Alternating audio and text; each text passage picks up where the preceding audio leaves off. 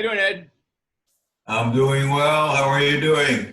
I gotta tell you, this hype thing is crazy, man. We had a big meeting yesterday, went last 3 hours, Avi Scheinman, and this morning we had a big panel discussion with a guy from CBS Viacom. And Yeah. I literally just jumped out of a meeting just now with a panel on esports and where they see the future going in the next few years.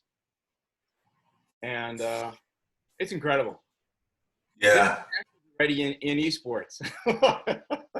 It, it's it didn't need a push, but then the COVID thing came, and I think for anybody that might have been on the bubble, is probably yeah.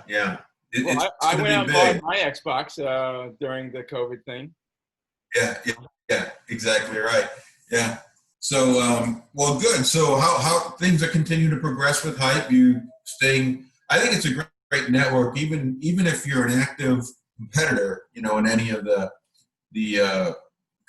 competitions, it's still a great resource just to talk to everybody involved, join their webinars, and all of that. So, it's a good resource. It's incredible. It really, really is. And they're putting together some amazing people in both sports and esports. Yesterday was on sports and today esports, and it just like keeps on getting more and more interesting. And we see more and more of a great place for us, not only with hype, but I think in the industry, it seems like there's room for a great video package wrapped around a community, or a community wrapped around a video package, depending on how you look at it. And Yeah. especially one that crosses over the sports/esports thing. I think that's something that we definitely learned over the past 3 months, is that there is room for both, right? Oh yeah. Oh yeah. And they are some in some ways they're different audiences and communities that are playing, but I don't know any kid who's under 25 who doesn't play video games. And No.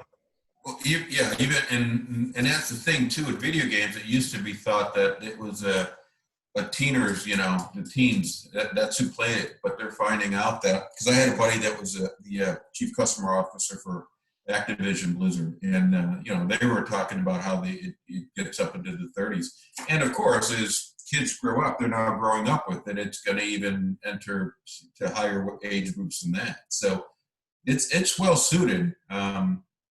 If they don't screw it up, it's going to be a hell of an industry. That is for sure. well, the gaming area in general is getting pervasive. They were talking just now.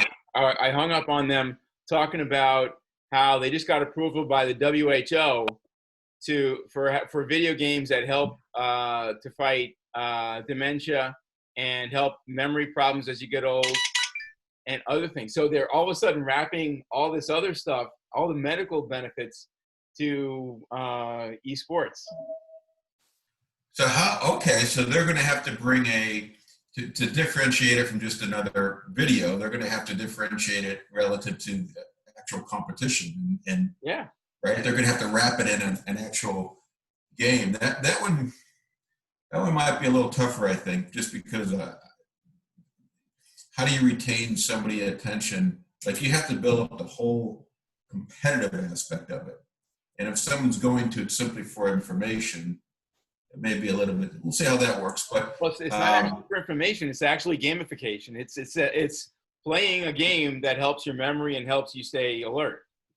So yes, no, you're right about that. But there's a lot out. There's a lot of things that are out there now for that. So I don't know. It'll be interesting. But I do think that it's got incredible reach. I just wonder what it's going to do, because you always hear it's funny, when I was in Spalding, we always heard the comment of, so now I'm going to watch somebody play basketball. So there's no doubt it's going to be continue to be wildly successful. It already is. I'm just curious what impact it might have on the real sports. If any, but I am curious as to how that might impact it or not. Because we had a great conversation when I was talking with, oh God, who was it? It was part of the tech group, I think. They were part of the NBA tech group. But we were talking about, we were getting into the conversation about esports.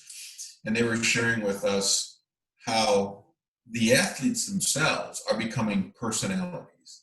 And so it's not like an NBA athlete. I mean, it can be, but beyond that, they're creating stories to support these personalities. Because what they found out is, just like the NBA years ago, when they realized, well, probably with the advent of Jordan or even before that, Magic Johnson, that by leveraging these personalities of the players, you can really create a bond with your viewers.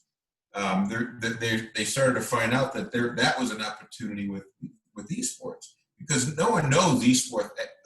Didn't know esport athletes. No one really knew who they were. They were somebody behind a right, and they started saying, no, we can start bringing out storytelling, and we can start creating a little bit of a following around these guys. And now these guys are just, they're becoming household names within the world of esports. So it'll be interesting to see if I don't know what it'll be, but it'll be just interesting to see what the impact is on real sports, physical sports. We'll see. Yeah, I think you're right. The fan base might get watered down a bit in following the esports people as opposed to the regular sports real athletes. And I can't say that in public anymore. But right.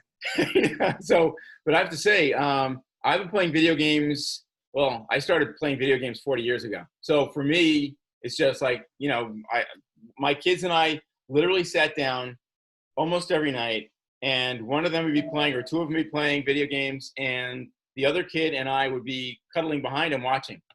And that was just what we did. Instead of watching, a Disney thing or something, we'd put on some video game and we watch them play NBA 2K or, whatever sport, whatever thing they're playing. But they also worked out every day. And I think the most important thing you can do is, I used as my motto for a piece that I wrote for Hype originally. It was the Latin phrase, mens sana in corpore sano. Mm-hmm. And that's really, I really believe in that. I think that there has to be like a limit to how much you do in esports, and you got to get off the computer and get out off the couch. But I don't think we're the only community that is being built right now that really has that option, that will say, okay, get off the couch now and go play. Or here's something interesting to that, because Greg, when we were when we had our at Spalding, when we had the technology division, we were looking, because we were creating we still are, putting tech in the ball for them, and we've done that already. Spalding's already done that. We did that actually when I was there. Don't know how much it'll be used because they're still working out the whole wearables thing. But the one of the conversations that we got into, which was a really, really good conversation, and it was about, and I'll probably get the terminology messed up here, but you might be very familiar with this. How do you develop something where playing the virtual helps the physical? And so, in other words, we were starting to talk about, why don't we look at an app where what it does is it provides you a workout routine going on outside. That's just not, it could be exercise, but in this case, it was basketball, right? So you're given X amount of, you're given a routine, a workout routine. And depending on how well you do it, gives you points that are actually going to your quote unquote esports bank. So your physical activity is actually helping your online gaming, however you do that, right? It could be points, it could be that you're getting points, it could be whatever it may be, because there's a lot of different ways to do it. But and we had that, for me, that really resonated, and it may already be happening right now. right? It may, someone already may, but if not, um, it'll take work, but someone should look at that because I That's thought it was a really, awesome. I love that. yeah, yeah. Because to what exactly what you said, you just felt compelled to say, but then they go work out, right? Because that there's that stigma with esports that, oh, great, that's all we need is to be raising a bunch of couch potatoes, right? Yeah, exactly. So I think the physical activity part, you go outside, spend 45 minutes or an hour doing this basketball routine, whether it be computer, validates that you did it, or however, it validates that you did it.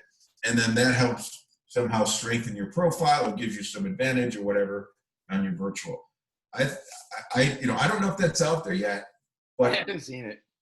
But okay, so no. I was definitely thinking along those lines one time when I was going through my head. And another thing I was thinking about was like if you have like a treadmill or a bike, a standard bike, someplace in that area, and you gain points, but you can play an hour if you do 15 minutes of cycling. And Yeah.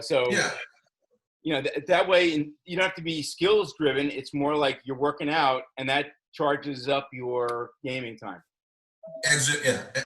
Anything that takes and connects the physical with the virtual. I mean, I think that's and that's probably would be even more popular, just the activity based, but Yeah. rather than skill based. But I think absolutely. I think no, that's going to become. I think that's something that will become could become prevalent. I don't know. I don't know enough about what you do, but the esports. What you can do to advantage your virtual game, so to speak, and capabilities. If it's all maybe it's just a matter of time, but I don't know. Maybe that there's a way where the skill of your virtual power forward becomes enhanced or something. I don't know, but that would probably have to be. You'd probably have to be playing the game you were playing would probably have to be part of this whole ecosystem, right? Because it would have to receive that okay, if you go do this routine, this guy becomes more effective, jumps higher, whatever it is, stronger, faster. That's very cool. That's very cool. Yeah. So that's but I'm sure people are maybe working on it already. But that's I don't know. Give it to a guy like you, you'll probably get it done in 3-4 months, and you'll be talking 50x instead of 30x. But yeah, maybe so. Yeah. Actually, the 30x is if we really miss our mark.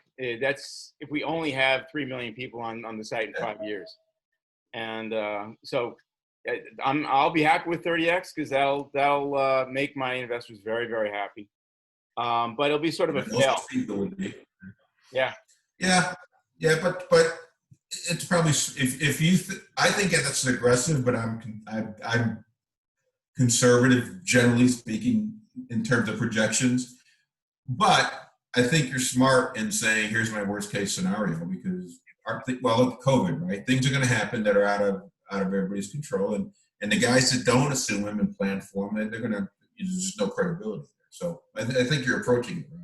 Well, we're trying to. One of the things we did, we set up a portal on the site called COVID Crazy, and it was home workouts. So we had yoga workouts, we had kids yoga workouts to keep the kids busy. We had other things like that, so that you could stay busy inside the house or in the backyard, and soccer drills for the backyard, that kind of stuff. Yeah, so, yeah. Saying okay, well, we can't go to the field and we can't play soccer anytime soon. So we got to do things to keep the skills and everything. So, yeah, you have to pivot in ways that keep you in the right direction, but still are pivoting toward the future. And with what's going on. And some of that's opening up now, Greg. So maybe you couldn't go to fields, but I know I'm in Chicago. You're in New York. You guys have been doing a great job. I don't know what phase you're in, but I think you're opening up more. New York's opening up more in the area. Yeah, right? I think we're going to be in phase 3 next week. I think it's going to happen very soon. Yeah. And I actually went to a restaurant up in Connecticut. No, it wasn't. It was in New York, in Armonk. And indoors or outdoors? Outdoors. They didn't have indoors open yet. But Okay, because here they're starting to do that here, and in some of the states, surrounding states, um, are pushing it a little too. I think pushing it too hard, too fast. But we're already seeing some backtracking numbers, unfortunately. Not yeah, Chicago, just that's got to certain be states. expected. Number one, you had the riots, so people were running around without masks there, Yeah, and yeah, people are getting aggressive at the beach, pools, and that kind of stuff. And I think yeah, we're getting a little.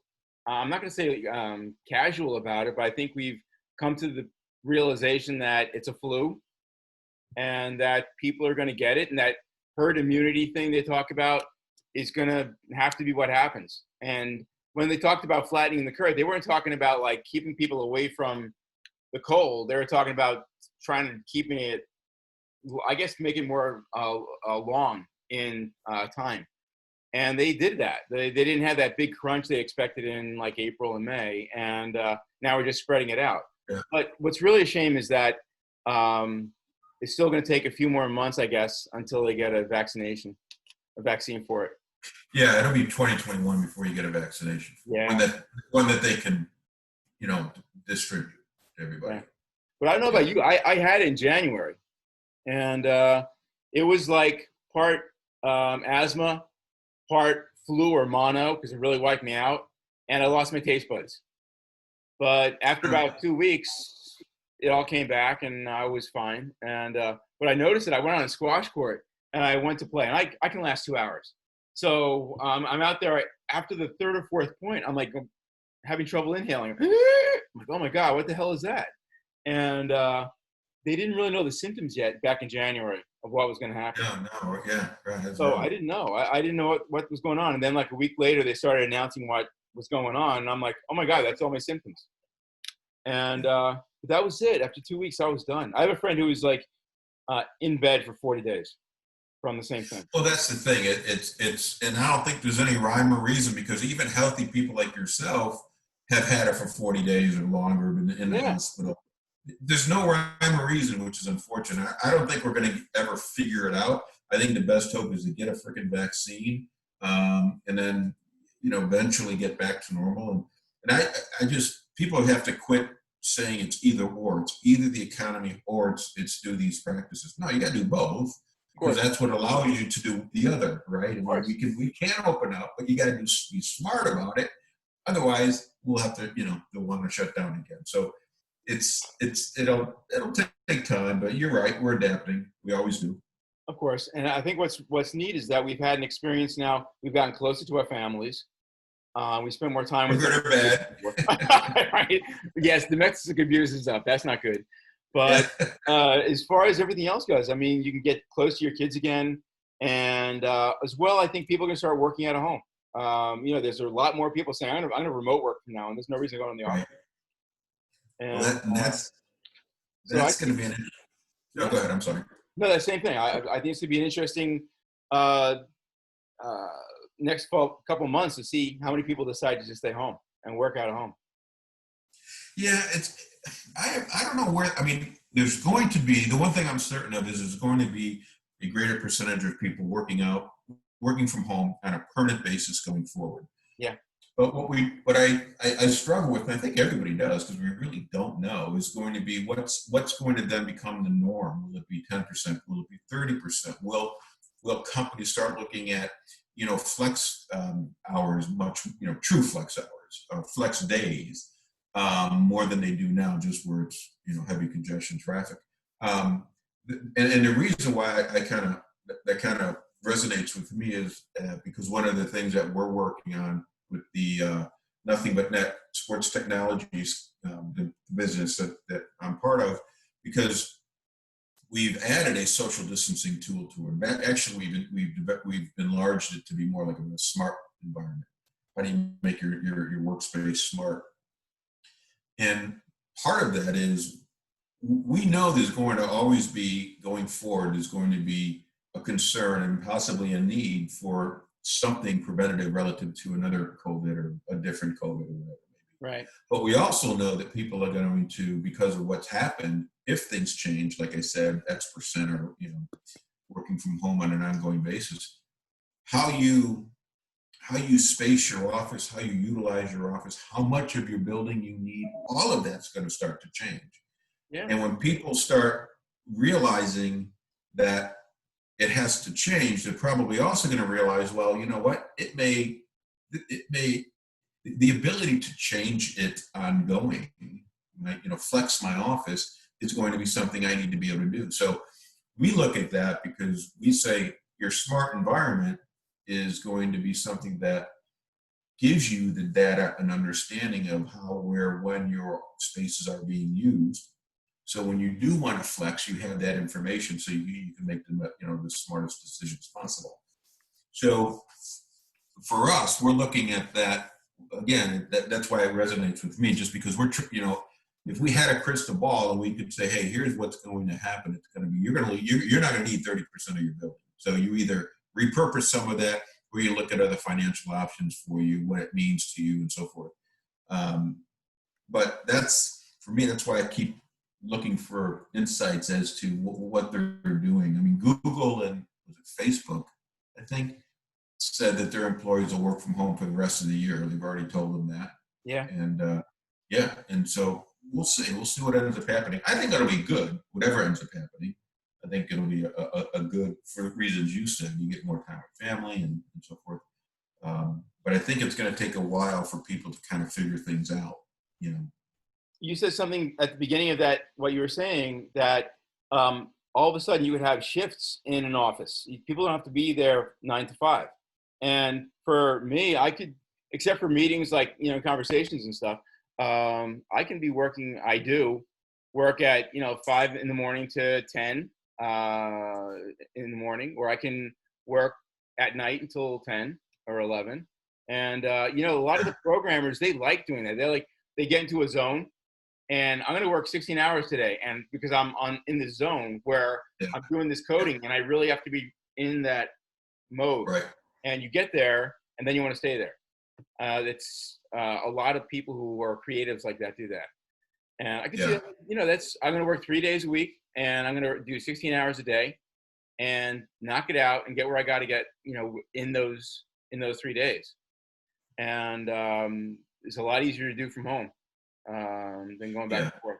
And then day shifting too. I mean, weekends are, don't have to be necessarily Saturday, Sunday. Oh, that's a good point.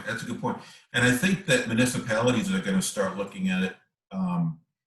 If they did have any kind of a pushback on it, I think once they see it happening, and this would be in the larger, more congested cities like ours, once they start to see how it alleviates some of the traffic problems that they have, I think they're going to say, wait a minute, this has got all these other kind of knockdown impacts, effects, benefits to it that we have to seriously think about. Because I can tell you in Chicago, well, they say, there's only 2 seasons in Chicago, winter and construction.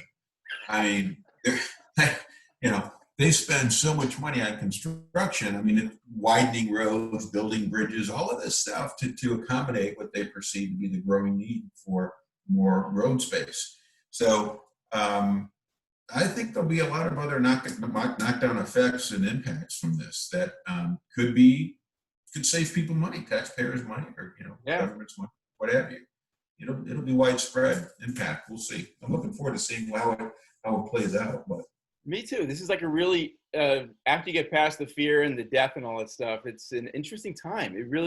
It opens up so many different ways to be creative about the social and business atmospheres we're in. And what's going to happen? I think it's going to be great for sports because people are going to start working out more. If I'm at home, I'm going to go out for a ride or a run in the middle of the day and not miss that run.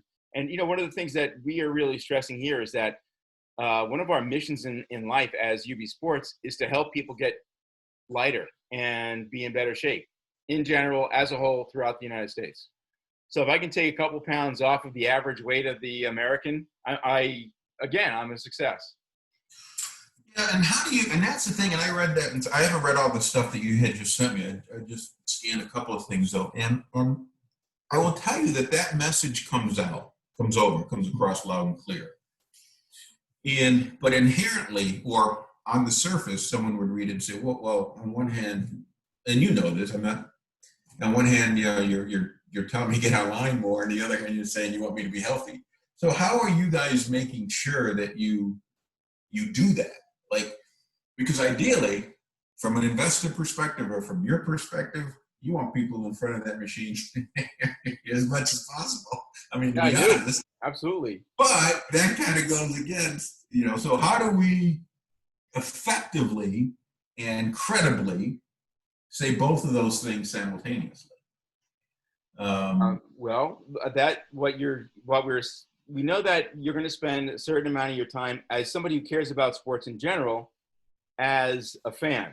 You're going to be as looking at what's happening to your idols, what's happened to your Olympic team, what's happening to your favorite team, what's going on with the Bulls, that kind of stuff. The other side of the coin is going to be, I got to take care of myself. I got to be in shape. I got to do things. I want to play my own sports. And I think the problem here is that we've become a nation of fans, and for better or for worse. But I think we have to have some kind of balance. Instead of participants. Yeah, exactly. And I think there has to be a balance. There has to be, you got to look in the mirror and say, oh my God, I could, you know, or I have to buy a new belt. Shit, that sucks. And, you know, that's, I think you have to make that, the first part of my job is I want to make sure that a kid gets off to a good start, whether their parents know how to play the sport they decide to play or not. So I have to make sure that the parents can get the rules, understand where the right teams are, where the right coaches are. They have to be able to watch training and coaching videos so they can go to their kids and say, okay, let's go out and see if you can run this 40 and see how fast you are. And this is how you set, you know, all the stuff goes around being a parent slash coach. And also you have to be a sports psychologist. You can't, you know, you have to get across to a kid that they're either going to win or not lose, but learn. And, you know, those kind of things are really important. And it's really hard when you have a parent who's all wrapped up in, you know, my self-image is how much my kid's winning. When it's really not about that. It's making the kid healthy and make them love the sport and want them to play the rest of their life. And I think that's, I mean, I'm a big believer in, my thinking is aligned with, you know, I support all of that. It's just a function then of how do you get that, how does that come across in an effective way and break through some of the clutter. The other thing is we got to watch out for the, it's kind of like the Snackwells theory. Remember the brand Snackwells from Nabisco? Yeah. Yeah, the low fat or fat free, whatever. Well, when they started the craze, and then everybody started making, you know, lower fat stuff. Right. And so, but what really happened, and this is analogous to, you know, you're offering something that people haven't had before. All of a sudden, this access to some of these niche stores, right? Right. Which I think is what one of the things that differentiates you guys. So I think it's great. But I remember I would be like, I stayed away from ice cream, right? Now I could eat the light ice cream. So I'm thinking, this is great. So whereas before I was thinking nothing, now I'm freaking eating something, even though you know, so I was actually going backwards. And that's the same thing as when people are going to have this, all of a sudden, because of UBS, there's going to be access to sports information that I hadn't had before. So people that maybe weren't in front of a computer as much could be more. Again, that's good. That's what we want. That's the, you know, yeah, absolutely. But it also, again, getting back to what you guys are saying, one of your core missions is to how do we make sure that this person that possibly was active becoming a little less active because now I got a really cool site that they're on 3 hours a day. How do I make sure that, you know, they're still staying active? Because you could make the argument they become less active. So it's, and I'm not saying that, I'm just simply saying this because the more you push the active, the more you get, the stronger the solution for how we're going to get them to do that has to be. That's all. So there are two things there. One is that means I don't know anything about your business yet, so don't. This is as a lay person, you know, throwing out ideas. Believe me, I've gotten these questions for 10 years. Yeah. Yeah, no, So, you know, there's some that we've really thought through, and particularly I, of course. But there are a couple of things there. One is we have to be more efficient. So one of the things we really stressed in this is making sure that you can get any place you want in 3 clicks. So you're online. I'm interested in basketball. I want to find out the scores from last night. That's 2 clicks. I'm there. First of all, the site knows what sports I like because I told it. I said I like these 5, 6 sports, and it also asks you what's your role in each one of these sports. So you're either a pro, a coach, a player, a parent, or a provider of one way or another, a trainer. And so that it immediately knows what kind of content you're going to want. So there's a lot of AI built into the back office here. And so when I come on the site, it's going to say, you got to look at the basketball game last night because you're into basketball. You want to see this happening. And so it knows to bring you there. And it also comes down to the human part of it. Well, there are 2 things. One is totally not human. It's called RSS feeds, and they immediately pump new news to the site. So that's really important. But on the human side, we're going to have an ambassador for each one of the sports who's also deep into the sport. They're either an Olympic athlete or pro athlete or a top college kid. And they know what's going on in the sport. And they're going to be sending out a bulletin to everybody in that sport when something good is happening. You know, you got to go to this game. It's amazing. The Knicks and the Nets or whatever. And so that's really, really important to have that kind of not only human touch, but also the efficiency of knowing where I want to go. Like if I am looking right now and I say, you know what, I want to find out what happened last weekend in a sport, I'm going to go to Google and wait till I find the right thing and then punch it up and see what happens and go there. And then I'm going to say, oh, wait, I wanted to find something about the ping pong championships that was in Nebraska yesterday. So I got to go to that site and hit that up. Meanwhile, if I'm on UB Sports, it knows what sports I like. It knows what the big events in each one of those sports were, and that should be what I see when I go to my homepage when I open UB Sports the first time around. So then I go from there to the UB Sports Live page that then connects me with all the other sports in the universe, and the top watched videos pop up there. So it's much more efficient than what we have right now available in our fan experience. But it's also, and I get that, and I love the 3 clicks concept. I think that's smart. But it's also more robust. And see, that's what I like about the system. You're taking it's not that the information was out there, it was very cumbersome and very hard to get to. A lot of it's out there. You're bringing in new content for people, but you're also doing it in a more efficient way, meaning they can get to it quicker. But there's more for them to see. So I can guarantee you, a guy in the U.S. that's cricket, because of your site, he's spending probably more time, reading articles and looking at things, which is all good stuff. That's what we want, more time on the page. Sure. But that's just, because if they weren't, that would be an indication that they're not getting maybe out of the site what they want. So, right. So again, I'm just in my mind, I'm just saying that's at some point a watch out. It's not really even a problem. Meaning, if you ended up having a lot of people spending a lot of time, a lot of screen time, and maybe not as much time outdoors, that doesn't kill you. That's not going to be a problem. It's just that I can tell it's important to you. It's a personal mission to get kids out working more and playing more and more active. So for me, that just was like, okay, well, that'll be a little 2 friction points that you got to constantly be working on and making sure it's happening. Otherwise, you can't promote it so much. As far as a parent with a kid, what they really need to do, and this is why, I don't know if you've noticed, but schools now are pushing toward later start times in the morning, especially in like the senior high. And, that's because parents are such wusses these days. At night, they should say your devices are off at 11, period. And no kidding. Yeah. But that's you and me talking. That's our generation talking. That's the problem. That's a generational thing. I tell my kids all the time, hey, until you take something away meaningful, like, their sports, they're not going to listen to you. Yeah. So, well, I can't do that. Well, then don't expect them to listen to you. Right, 'Cause they exactly. know. Cost benefit, right, exactly. But There's that's got to be generational. cost, there's benefits. There's got to be, you got to understand Yes. it's a right. That's a Right. privilege, not a right, you know? Exactly.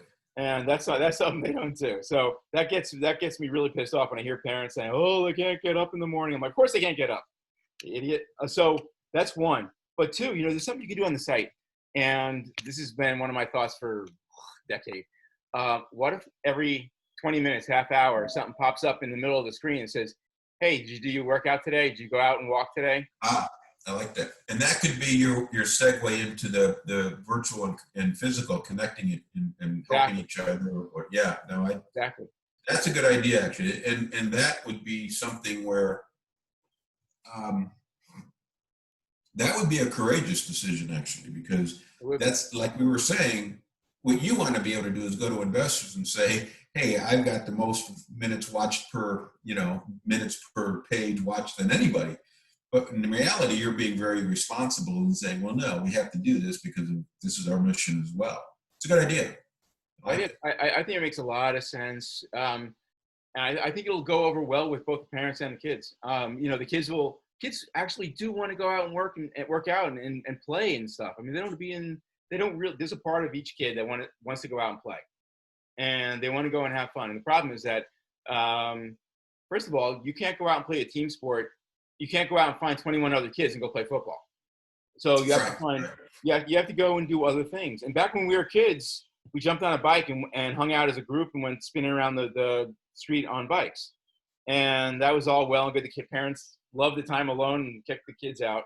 And they were all happy as a big gang. But, that kind of stuff doesn't happen anymore. It's very rare, at least in my neck. No. Well, it depends on the age groups we're talking about. And this is something, again, that you guys are already doing, I'm sure. But pursuant to what we're talking about, when they can be encouraged to go do this, go work on this, video it, and then come back and load up your video, upload your video to the site. That's a great idea. Yeah, just encourage that then they're bringing content, but it also might be something that, encourages them to do it. And then they can get their friends to, one kid does it, the friends are going to want to do the same thing. And yeah, you have competitions. Yeah. It actually is exactly. That's done by one small site that I saw that I don't think made it actually, but it was it's a really good more idea. don't than do. No, I think that if it's put in the right environment like this, where you have both the esports and the real sports, and the fact that we want people to be active as well as understanding that we want them on the site as well, hitting those pages. It's if we can balance all that stuff, yeah, it's really great. Yeah. I think another thing that's going to happen is that e-learning is going to be a lot more popular. I think that. Yes. We already know that. Yeah.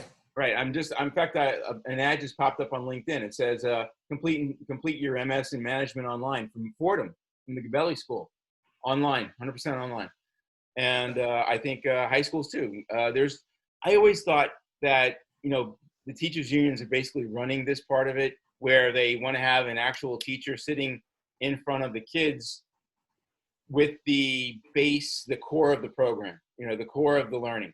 And when you can have like a world-renowned physicist teaching you what, gravity is, instead you're hearing it from a person who this might be the third or fourth subject they're teaching. Yeah. And they picked it up late, and when somebody asked them questions, they're gonna well, let me go to the book and find out.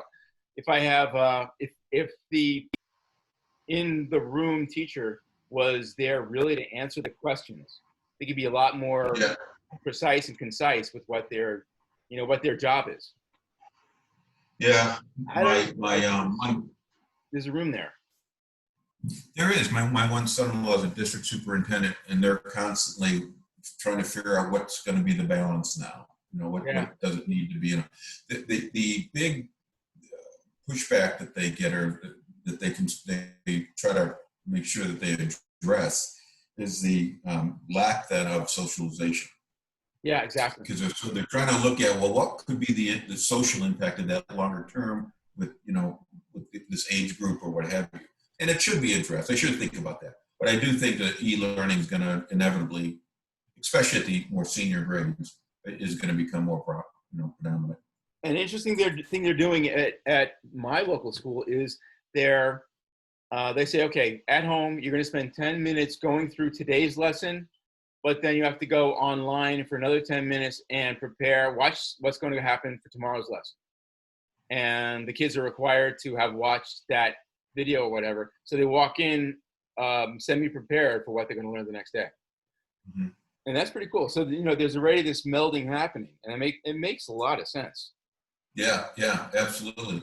So I think, That's a good change.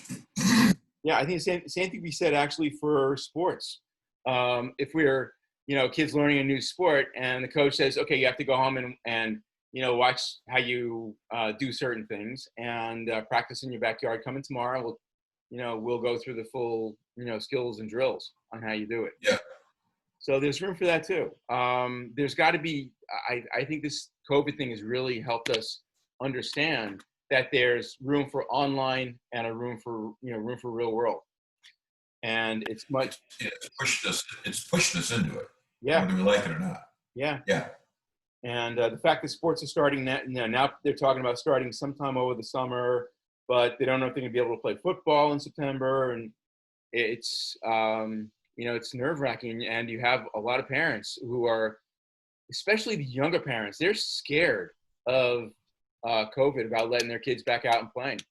I was on a conference call a couple days, 2 weeks ago now, that was all about that. It was like the enrollment for any kind of summer activity is dead. No one really wants to do that. But one of our Al Suntag, who's on our team, who was a MLB pitcher, he runs a sports facility in Port Washington here in New York, and he now has 40 kids signed up for summer programs when he used to have 200. So it's hard to get the parents to want the kids to come back in. Right. Exactly right. Yeah.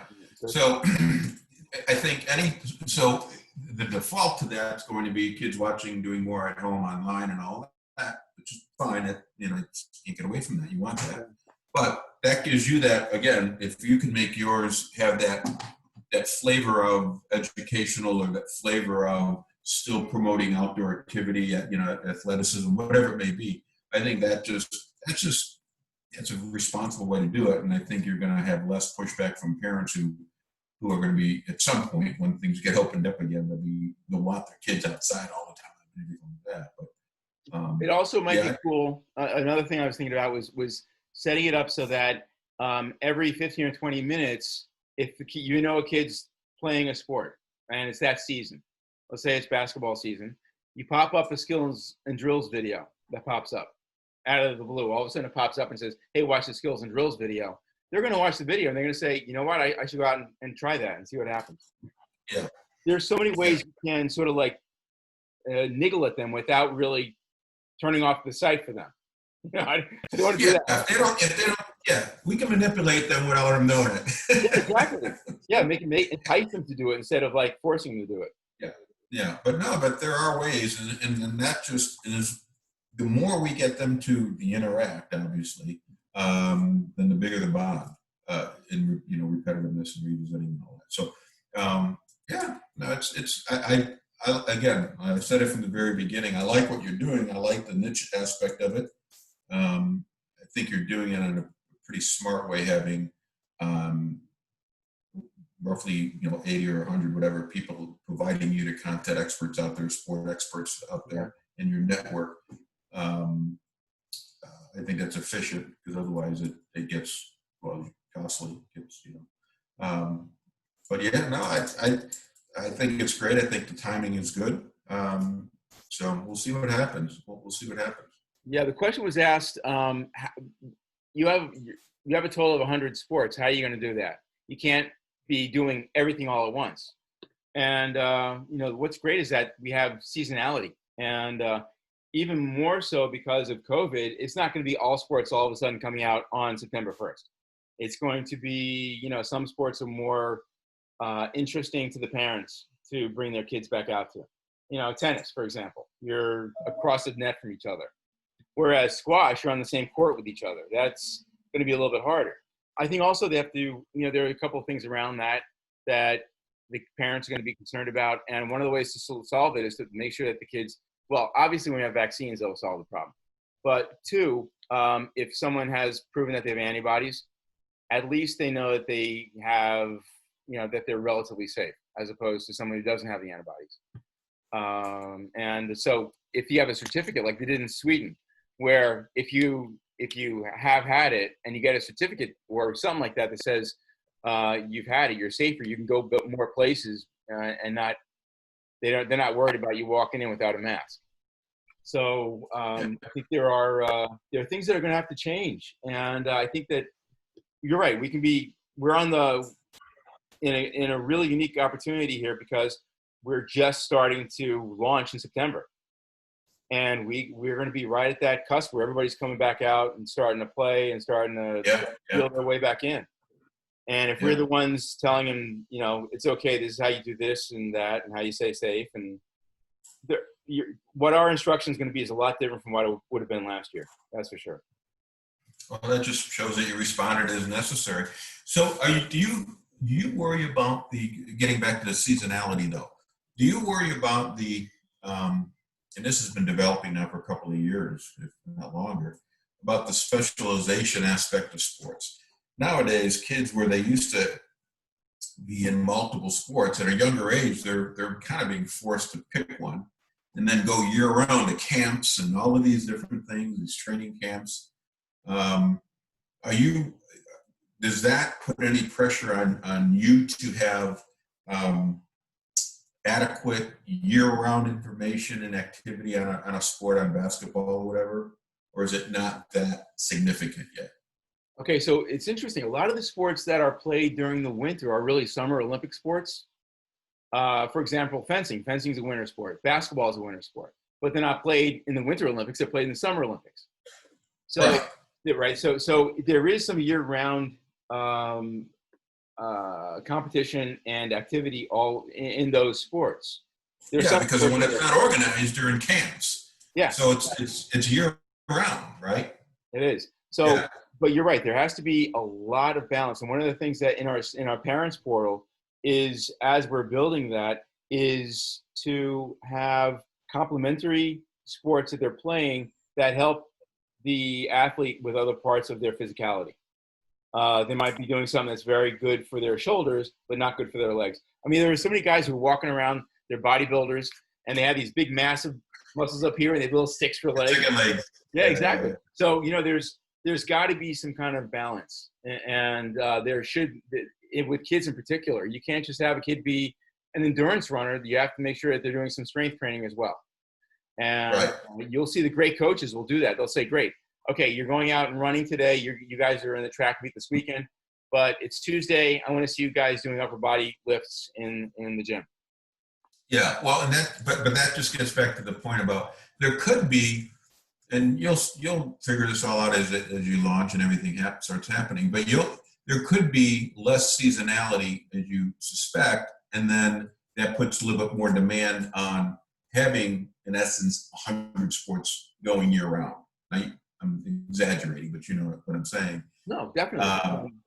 But but that would not be a bad thing. It would just be something you have to handle, because if you've got somebody that's not going to be a seasonal viewer on your website, that's a good thing. It just creates a different demand. That's all. So if I know a person's only is thinking about summer sports, I'm going to be giving them winter other things to do.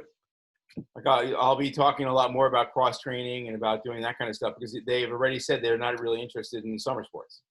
So you can definitely reverse cater to them.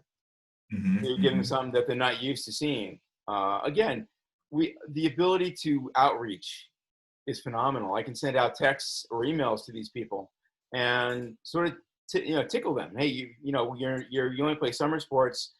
Why don't you do some winter sports? Why don't you start off by snowshoeing or doing stuff that makes sense for the winter, or offer discounted gym memberships to them so that they are getting the things. And there's a lot of thought that can go into that honestly we'll be creating as we go along. But the most important part of the seasonality is really this first year that we're rolling out, we don't have to roll out 100 sports in the first 3 months, or in September we come out with the site. We can really concentrate on those early fall sports and early winter sports. Yeah. And Yeah. that takes a little bit of pressure off of, surfing and other stuff that happens during the summer. Yeah. So, Well, and you're like I mean, your first 6 months, you're going to get so much data, and you're going to learn so much. Yeah. And 80% of it might be what you expected, but there'll be 20% that you didn't expect. That we had no idea. Yeah. And now adding esports into that's a whole different component that we were thinking about covering. In fact, we already had esports set up for about 2 years already. So we knew that we had all the different esports that are being played now. We had those games already set up on UB Sports, but now it's real time. Now this is a community that we have to deal with, and more so because of COVID and their prominence. They've become a lot more popular, and that's what the panel I just got off of was saying, was that this was a springboard into they're 2 years ahead of where they expected to be now because of COVID. And they're talking about these businesses being worth billions and billions of dollars. Yeah. Yeah, and anyone associated with them is going to benefit. So absolutely. Yeah. I hope so. Yeah. That's the plan, right? That's the plan. Exactly. We're in the right place at the right time. That's for sure. Yeah. So you've got another call Monday. Is that right? We have calls tomorrow and then Monday, and they go on. They're like 3 days a week they have calls. But we have, as far as our team goes, we have the main call 11 o'clock a.m. every Monday, Eastern. So okay, I just want to attend some of those, Greg, just to accelerate my learning curve on the business. You'll love it. Yeah, this team is so good. I keep on saying I'm the water boy. From now on, I'm just pointing them in the right direction and letting them go, and I'll just give them the water. And they're awesome. I have this one woman, Kelly Patterson. She worked for the NHL. She worked for the New Jersey Devils, and she played hockey for Colby. So she is like the poster child for hockey. And but she's like the team player of your dreams. She says, "Great, let me do this. I'll take care of that. I'll lead this team. I'll do that." And then when she has to take a back seat and when someone else is leading, she's right there helping them along. Amazing, amazing woman. And so we have about 3 of those. Hold on to. Yeah, so we have like 3 of those on our team. Our team's only like 12 deep. But we already have people who want to play both the lead roles in some areas and support in others. And I can't tell you how thrilled I am to be working with these guys. It's really amazing. Yeah. You'll love them. Come in Mondays and you'll really enjoy it. Good. So I hope to see you next Monday. Yeah. You've given me the information now so I can get in. So yeah, it was on that email that I sent you. It had the both the password and the Zoom URL. Yeah. Good. So I'm looking forward to it. Cool. Well, good catching up. Thanks for your time. My pleasure. Let me know if there's anything I can do. Yeah, let me know if I can do anything. And otherwise, if we don't speak, I'll just talk. We'll talk on Monday. Or I'll be. Excellent, sir. I appreciate it. Thank you so much. All right. Take care. Talk to you later. Bye-bye. Bye-bye.